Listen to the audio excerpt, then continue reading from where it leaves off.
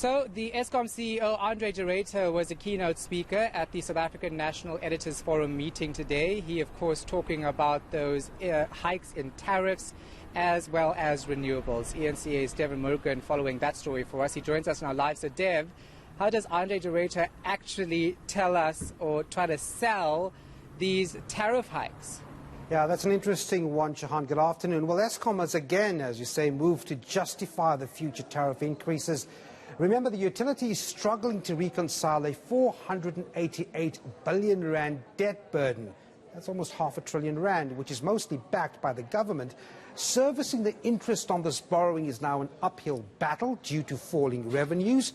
Hence, those hikes are so important. CEO Andre de Ruyter saying the utility must wean itself off the fiscus, as this is taking money away from social services, Shahan. Let's listen in. It's money that is diverted from other key national priorities, feeding schemes. It takes money from roads, hospitals, houses, local service delivery. So we need to wean ourselves off taxpayer support as soon as possible. There are not too many ways in which we can achieve this. The best and the only way really is for Eskom to charge cost-reflective tariffs. So, of course, the issue of political interference through SOE boards coming up. How's he responding to that?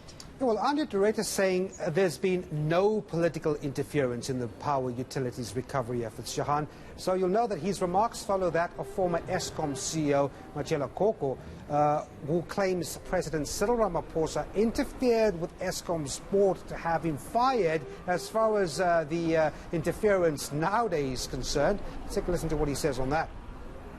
I have had a really positive surprise in terms of the lack of political interference, particularly from Minister Pravin Gordhan. Maybe SAA has helped a bit, so let's keep him occupied with that one. But I think that I have really been given a free hand to do what I think is best from a business perspective, of course in conjunction with the Eskom board. And I think that's very reassuring to get that message out to South Africans as well. There is no pressure on me to award a contract to a particular vendor. There is no pressure on me to appoint particular people to particular positions. And then, of course, the issue of renewables. What's taking so long? Yeah, this is a central part of our future energy mix, dear Shahan. We've got to get renewables into the system. Andre de Ruyter saying the country's transition to include renewable energy must be what he called a just one. The power utility has been criticized for still describing coal as the most economically viable way to generate electricity. But de Ruyter saying this morning that while he agrees that the lowest cost to generate electricity is in the renewable space, the transition he speaks about should not abruptly impact on coal mining communities. Let's listen in. Merely moving away from coal without addressing those very legitimate concerns, we believe is the wrong thing to do.